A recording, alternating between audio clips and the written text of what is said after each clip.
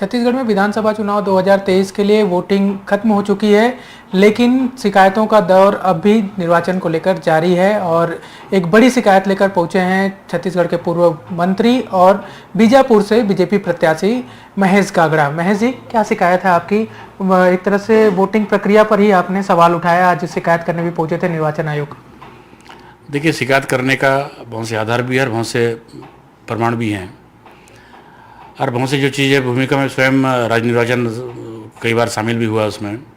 और क्योंकि जो राज्य निर्वाचन शामिल परमिशन था उसको जिस तरह से रोक के 2 दिन जाम किया गया, बाद में राज्य निर्वाचन हस्तक्षेप से उसको छोड़ा गया, तमाम चीज़ें हैं जो हमको उसका आधार भी बनाता है। और जिस तरह से उनका भूमिका रहा है वहाँ पर जिला निर्वाचन का, जिसको लेकर हम लगातार शिकायत भी कर रहे थे। और लोकतंत्र में अपेक्षा करते हैं कि जो आदमी निष्पक्ष हो और निर्वाचन कराए, जो आदमी पक्षपातपूर्ण हो, और उस पर हम निष्पक्ष चुनाव की अपेक्षा भी नहीं कर सकते।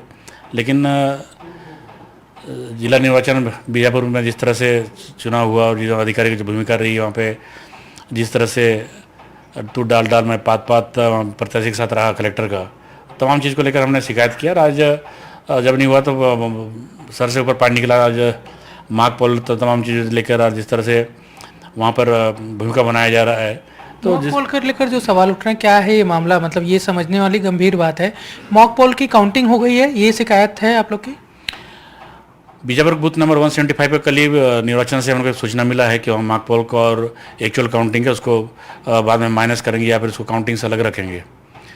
हमने उसके कहा है कि जब उस समय हमारा एजेंट था उसको तत्काल समय जो लास्ट में जब ईवीएम क्लोज होता है, एक फॉर्म भर दिया जाता है कितने मत मिले, कितने महिला पुरुष थे, हम दिया क्यों नहीं गया।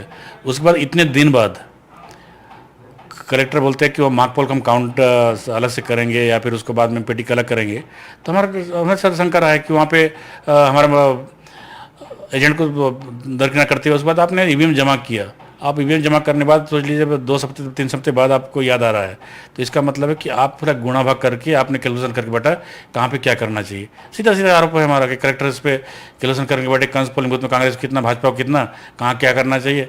अगर आपके पास से वहाँ पे नहीं हुआ जुड़ा है तो आप जिस समय ईवीएम जमा कर रहे थे उस समय आपके अधिकारी क्या कर रहे थे। इसका मतलब आपने पूरा चुनाव प्रक्रिया में छोड़ के आप ठेकेदारी और कमीशन के सिवा और भ्रष्टाचार के सिवा दूसरा कोई काम में नहीं लगे थे। आज जो शिकायत किया आपने मुख्य निर्वाचन पदाधिकारी से, उनका क्या कहना था और उनका क्या रिस्पांस था?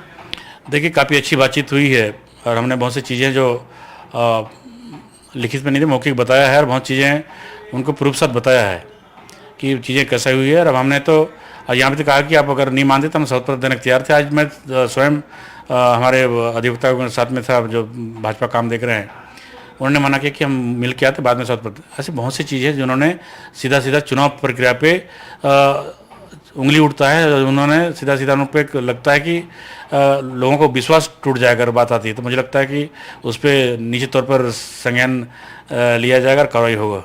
बीजापुर में वोटिंग प्रतिशत लगभग 44, आपकी जानकारी में कितना प्रतिशत हुआ है? देखिए, जिला निर्वाचन और राज्य निर्वाचन ने जारी किया 48% का हुआ है। और मैंने आज वो भी कहा है कि बीजापुर नस्लवाद प्रभावित क्षेत्र है, वहाँ पे चुनाव बहिष्कार होता है। और जिस तरह से कलेक्टर की भूमिका थी उसने भी चुनाव को औपचारिकता फॉर्मेलिटी बताते हैं, औपचारिकता खाली है, इस चुनाव से क्या होता है, इस तरह से रेस्टोरेंट न्यूज़ में छपता है। तो आप फिर उनसे और इनसे क्या तुलना कर सकते हैं। लेकिन शहरी क्षेत्रों में अच्छी पोलिंग हुई है और ग्रामीण क्षेत्रों में नहीं। क्या ये महेश गागड़ा के लिए खुशी की बात है, बीजेपी के लिए खुशी की बात है? देखिए, चुनाव में सबको भाग लेना चाहिए, 100% चुनाव होना चाहिए।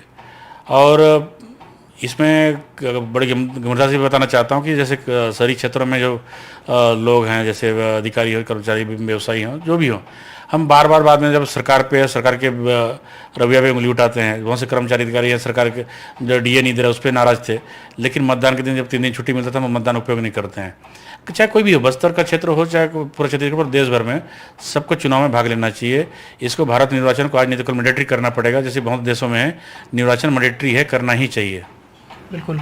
आदिवासी नेता हैं, युवा चेहरा हैं, पूर्व मंत्री रह चुके हैं महेश गागड़ा, क्या मुख्यमंत्री की दौड़ में भी शामिल है? देखिए, मैं बहुत अभी मुझे लगता है कि बोलना उचित नहीं है कि मेरे बहुत सीनियर लोग हैं और भारतीय जनता पार्टी सरकार बन रही है, इसमें हम संतुष्ट हैं और खुश भी हैं। मुख्यमंत्री ठीक है, महेश गागड़ा ना बने, लेकिन क्या आदिवासी मुख्यमंत्री बनना चाहिए बीजेपी की ओर से अगर सरकार बनती है तो? आपको क्या लगता है? क्यों नहीं बनना चाहिए? ये आदिवासी प्रदेश के नाम से बना है तो आदिवासी मुख्यमंत्री बनना चाहिए, जनता का अपेक्षा भी है। और हर जनप्रतिनिधि चाहता है तो आदिवासी नेता क्यों नहीं चाह सकते, आदिवासी समाज क्यों नहीं चाह सकता। प्रतिनिधित्व तो कहाँ से होना चाहिए? सरगुजा में भी बाहुल्य है आदिवासियों का, बस्तर में भी बाहुल्य है। प्रतिनिधित्व तो अगर निकलता है तो महेश गागड़ा की अपनी मांग या अपनी उम्मीद कहाँ से है कि प्रतिनिधित्व प्रदेश का जाए? विधायक दल तय करेगा, पार्लियामेंट्री बोर्ड है तय करने के लिए। महेश गागड़ा जी की अगर अपनी इच्छा हो तो क्या होगी?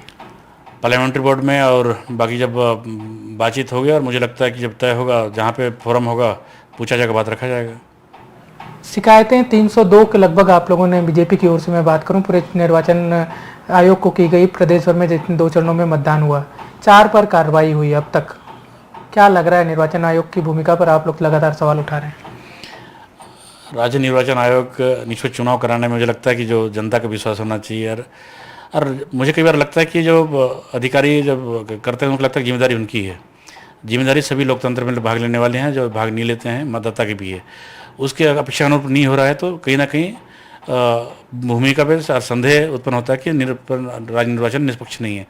302 शिकायत होने के बाद अगर कार्रवाई नहीं होना तो मुझे लगता है कि आप क्या अपेक्षा रखेंगे कि राज्य निर्वाचन आयोग निष्पक्ष चुनाव करा रहा है। और ये शिकायत हो रहा है मतलब कहीं ना कहीं जिनको शिकायत हुआ है वो निष्पक्ष नहीं थे। तो महत्वपूर्ण सीटों के प्रत्याशी आज आप लोग निर्वाचन आयोग गए थे। आप तो खुद बीजापुर से प्रत्याशी हैं बीजेपी के और पूर्व मंत्री रह चुके हैं। इसके अलावा दुर्ग से सांसद और जो मुख्यमंत्री भूपेश बघेल के खिलाफ चुनाव लड़ रहे हैं विजय बघेल, वो भी आपके साथ निर्वाचन आयोग गए थे। उनकी क्या शिकायत थी? देखिए, जो हम भी सरकार में रहे, सरकार में 3-3 4-4 चुनाव हुए। जो सत्ता पक्ष होता है उनका दायित्व ज़्यादा होता है कि आप कोड ऑफ कंडक्ट को फॉलो करें, उनके अपेक्षा करें, जिससे बाकी लोग भी आपको और जनता भी इस पर अमल करे। लेकिन सत्ताधारी और सत्ता के प्रमुख ही उस कोड ऑफ कंडक्ट को वायलेंस करे, और जो साइलेंस कैनवासिंग को आप शोर शराबा से ढोल नगाड़ों से करें, तो आप क्या अपेक्षा करते हैं? आप इसका मतलब आप लोकतंत्र पर विश्वास नहीं है, या कोड ऑफ कंडक्ट है आपके लिए सिर्फ कागज़ में लिखा हुआ चीज़ है। बाकी के लिए नियम हो सकता है लेकिन आपके लिए नियम नहीं हो सकता। हमने कहा नियम सबके लिए है, प्रक्रिया सबके लिए, उसके पे कार्रवाई होना चाहिए जो भी इसमें चुनाव आयोग का है, क्योंकि ऐसे घटनाएं चुनाव आयोग ने कार्रवाई किया है देश में, उसका उदाहरण भी है जिसको आज राज्य निर्वाचन के सामने रखा गया है। मतलब आपका कहना है कि विजय बघेल की शिकायत ये थी कि भूपेश बघेल की ओर से चुनाव प्रचार थमने के बाद भी शोर शराबे से प्रचार किया गया 16 तारीख को, या फिर उसके बाद 15 तारीख को दूसरे चरण के मतदान के चुनाव प्रचार थम गए थे। यही शिकायत लेकर गए थे आप लोग? देखिए, विजय बघेल जी का शिकायत नहीं है, चुनाव आयोग का बनाया हुआ नियम है, उनका बनाया हुआ गाइडलाइन है, उनका बनाया हुआ आचार संहिता है, उनका बनाया हुआ कोड ऑफ कंडक्ट है, जिसको पालन करना सबकी जिम्मेदारी है। जब उनको पालन करने के लिए वहाँ पे जो जिला निर्वाचन अधिकारी हैं, वहाँ उनका ऑब्जर्वर हैं, तमाम सिस्टम है, आपने कार्रवाई क्यों नहीं किया? और आपने जब गाइडलाइन बनाया है कि आप चुनाव के एक दिन थमने के बाद दूसरा दिन साइलेंस से कैनवासिंग जब होना है, जब नहीं हो रहा था आपने कार्रवाई क्या किया है? तमाम चीज़ें की बात रखे। हमने हमारा बनाया गाइडलाइन नहीं है, हमारा बनाया कोई नियम नहीं है, विजय बघेल बनाया कोई नियम नहीं है। नियम बनाए हैं चुनाव आयोग ने, चुनाव का नियम है, चुनाव का बना प्रक्रिया है, और उसका पालन नहीं हो रहा तो कार्रवाई करने की जिम्मेदारी भी चुनाव आयोग का है। विजय बघेल ने उम्मीदवारी भी खत्म करने की मांग की है भूपेश बघेल की। क्या ये लिखित शिकायत में इस चीज़ें शामिल है या फिर मौखिक मांग है?